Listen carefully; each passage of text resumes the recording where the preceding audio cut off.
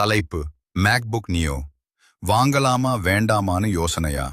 இந்த ஒரு மேட்ரை கேட்டிங்கன்னா அப்புறம் விட மாட்டீங்க. நம்ம ஆப்பிள் கம்பெனிக்காரன் புதுசா மேக்புக் நியோன்னு ஒன்ன இறக்கி மொத்த பிசி மார்க்கெட்டையே அதிர வச்சுட்டான். விண்டோஸ் லேப்டாப் விற்கிறதெல்லாம் இனி காலிதான்னு பெரிய பெரிய ஆளுங்க எல்லாம் பேசிக்கிறாங்க. இதோட விலை வெறும் $599 தான். நம்ம ஊர் காசுக்கு ரொம்ப கம்மி. போன வருஷம் வந்த ஐபோன் 17 விட இதோட விலை கம்மிங்கிறது தான் ஹைலைட்டே. இப்போ என்ன பஞ்சாயத்து? விலை கம்மியா இருந்தாலும் இதுல ஒரு சில மொக்கையான விஷயங்கள் இருக்குன்னு ஒரு தரப்பு மக்கள் சொல்லிக்கிட்டு இருக்காங்க. வெறும் 8 கிகாபைட் ரேம் தான் இருக்கு.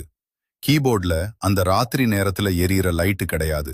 ஸ்டோரேஜும் 256 கிகாபைட் தான். இத மேல ஏத்திக்கிறதுக்கு ஆப்பிள்ல வழியே இல்ல. இதனால தான் நம்ம ஊர்ல விலைக்கேத்த பலன் இல்லையோன்னு பாதி பேர் யோசிக்கிறாங்க. ஆனா இங்கதான் ஒரு ட்விஸ்ட். தைவான்ல இருக்கிற அந்த டெக்னாலஜி நிருபர் டிம் கல்பன் என்ன சொல்றாருன்னா, ஆப்பிள் காரன் இதுலயே இன்னொரு மாடலை ரெடி பண்ணிட்டு இருக்கானா. அதுல வரப்போற மாற்றங்கள் இதோ. A19 pro chip. வரப்போற ஐபோன் 17 ப்ரோல இருக்கிற அதே பவர்ஃபுல் சிப்ப இதுலயும் வைக்க போறாங்க. 12 ஜிபி ரேம். 8 ஜிபியை தூக்கிட்டு 12 ஜிபி ரேம் கொடுக்க போறாங்களாம். இதனால லேப்டாப் சும்மா புயல் மாதிரி வேலை செய்யும்.